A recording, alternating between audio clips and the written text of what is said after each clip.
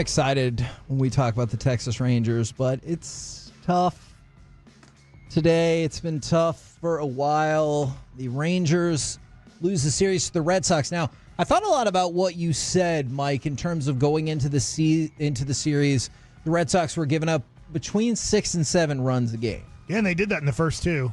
And so the Rangers got outscored 22-15. So they still average 5 runs a game, but that's still off of the most recent average that Boston had been giving up. So even going up against a team that have been struggling mightily pitching-wise, you still have a game where you get shut down, and it ended up being the decisive game in the series. Yeah, it's disappointing. It's frustrating. Obviously, starting tonight, this Astros series, if you get swept, I hate saying this. I really do. I get there'd still be 50 games left, and you'd only be 8.5 back of Houston at that point. If this thing ends up being September, it was like 4th, 5th, and 6th last year where you lose 33-8 or whatever. It might have been like 33-3. It was horrible. That was when we were like, oh no, we are finished. And they still won the World Series. But if you get swept in this one, I feel like at that point we can just stop the hope and we're just playing out the season at that point. Now, I don't think they're going to get swept, but they could. Houston obviously scored 0 runs yesterday, I believe. I think they lost 1-0. I'm not 100% sure. I think they lost to Tampa 1-0. But you're getting to the point now where you're just like, well, when are you guys going? You scored 6 in a blowout game. You got blown out. And then you scored 7, and you're like, okay, can you take that game? I know it's a brand new game, brand new pitchers. It starts off 0-0. You get up quickly 2-0. You have your best pitcher on the mound. You are going to be in trouble the 7th, 8th, and 9th inning because I don't know who was available to pitch for you yesterday in those innings. But you're like, okay, I keep saying, we keep saying, you keep saying, but at some point, if you don't get close to even getting back to 500, maybe Houston and Seattle stink, and maybe neither one of those teams will go on streaks. If they go on any type of streak in like a 12-game stretch and go 9-3, it's over. So Evan Grant laid out, essentially starting with tonight, the not-so-easy blueprint, but incremental blueprint to take the division. Step 1, win the series against Houston. So 2-1, pick up 1 game. Step 2, because right after that, you're on the road for 6 straight? Yes, New York and Boston. Go back to, he titled it Ring Gaze, with essentially the idea being, remember how awesome you were on the road during the playoffs last year? Let's do that again and potentially pick up 1 game. And then this is where some encouragement still exists, but you're right. We're having to work to find things that are encouraging at this point. Per Tankathon, the Rangers have the easiest remaining schedule of the teams of the West contenders, with a .493 winning percentage against opponents. And so they have 16 games left against the combination of the Angels, A's, and White Sox. So you're talking about the worst of the worst in Major League Baseball. And obviously Chicago is trying to really show that they can be the worst ever. But we can get into that if we want. They are. But you have an opportunity there. If you can clean up against the bad teams, then maybe there's potential for picking up a couple more games. But then it's if with all of this. Then you move on. You've got to beat Seattle. You got to win the series there, or pick up another game. And then you need to continue to beat up on the bad teams, because you have bad teams all across the back half of this. But you have to win divisional games, and you're right. To me, I even feel kind of like, Mike, and I know what you're saying. You said even a sweep.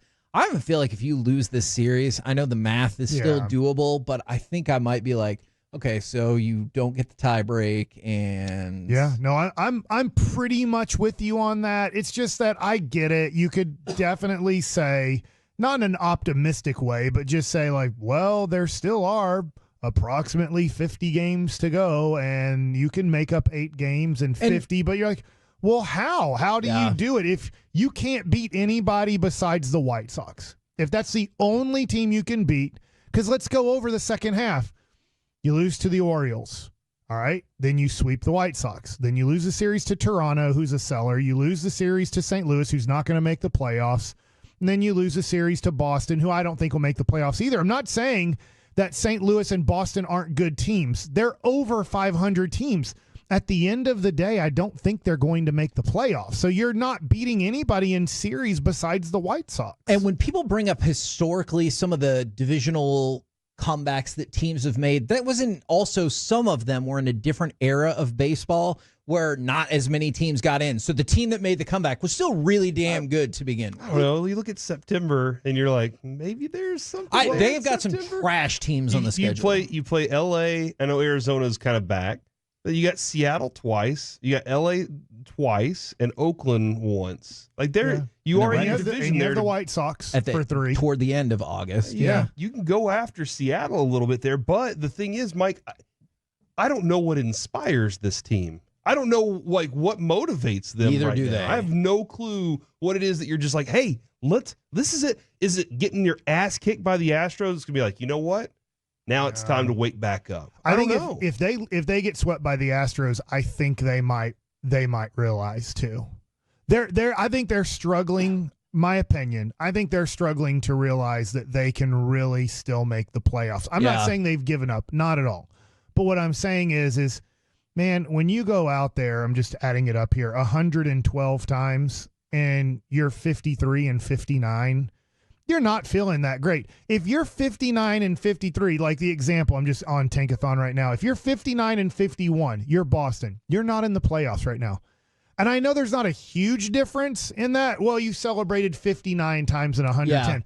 But you know you're winning more than you're losing. So you have the confidence that we win more than we lose. The Rangers have established they lose more than they win. In fact, I think they were 22 and 17 to start the year. They were. So you start doing the math on that, and you take out the 22 and 17 where they were 31 and 42 since then. So that's what they're feeling like. Yeah. That they can't even remember April, and neither can we for the most part.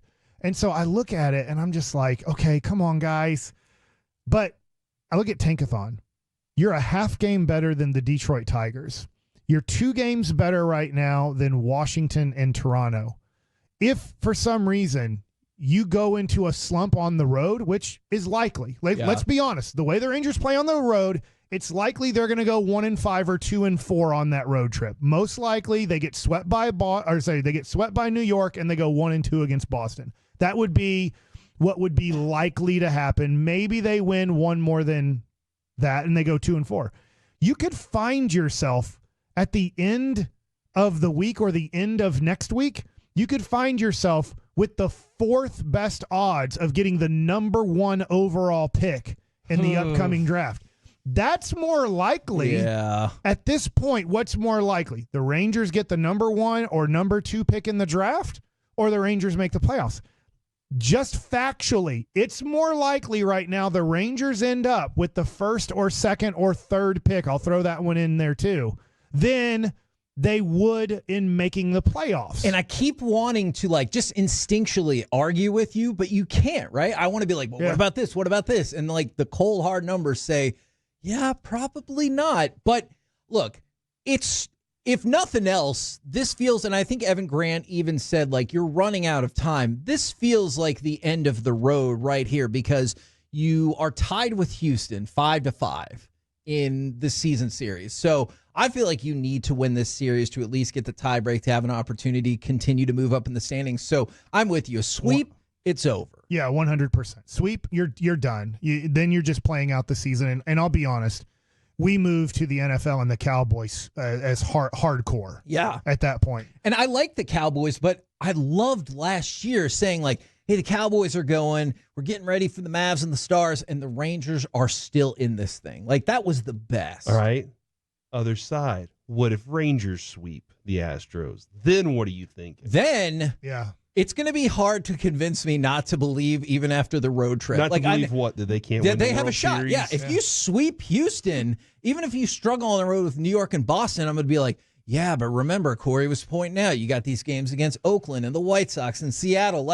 I will believe. I want to believe. I love the Texas Rangers. That show, that we did from the parade last year where Mike got to be on a float, that was one of the best days I've ever had. Mm-hmm. I want them to so desperately be in this. I would love to see them make the playoffs and be like, now we're really defending our title. Let's see what happens. Yeah, and from the 817, yes, we do have a live show at the Globe on Wednesday. That is going to be the case there. But Kevin, yeah, I think that's the big hope right now in this stretch to get to September, obviously.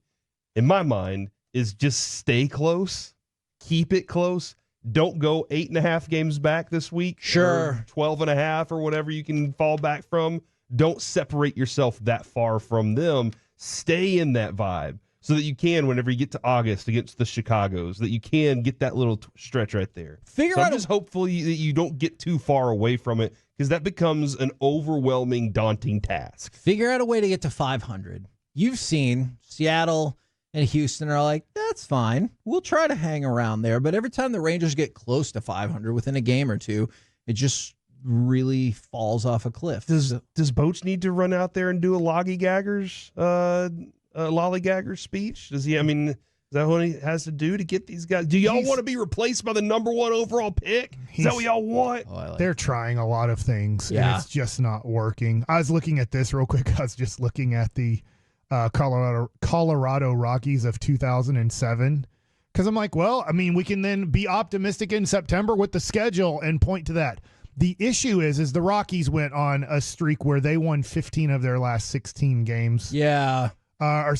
14 of their last 15 games, because this is where it hurts, because it felt like they came out of nowhere, and they did, but on September 15th, they were 76 and 72. I'm going back to 07. Yeah, that's a good bit better. Miracle run. Yeah. They end the season 90 and 73 because they had to play a play-in game situation because they tied San Diego. But they were still 76 and 72 going into September 16th. At this point, you are 6 games under 500? I believe that is correct. Like, that's not good. Yeah. That doesn't give you like, hey guys, we're still winning more than we lose. No, we're not. We lose more than we win. And did you see the Evan Carter quote over the weekend? It's just it's help me. I didn't see it. Help me. It's heartbreaking because they kind of asked him like, hey, you know, how tough was it to admit that like you probably weren't going to play this season? And he said, I don't know if lying to yourself is the right word for it, but any competitive person is going to tell themselves they're good to go. And it kind of takes your body telling you that it's not easy for you to kind of accept that. And so he was like, no, yeah, I'll figure it out. Until finally his body was like, no, you won't. Like, accept that this is happening. Yeah, and then you got to go through the mental hurdle of how long you have to accept that. True. You know, is it forever? Is it just for a period of time until I rehab through it? That's the fight. That's the mental part that's really tough. Gosh, for some reason, this just popped in my head because we were talking in November and December about giving him like one of those 8 to 10 year contracts to like lock him up and say goodbye to that. I was like, no, not yet. And now with the major back injuries that he suffered from age 18 to 21, can't do it. I don't think you can ever do it. Yeah. I mean, maybe you buy him out of arbitration. I can see that, but we're talking 2 to 3 like solid healthy seasons.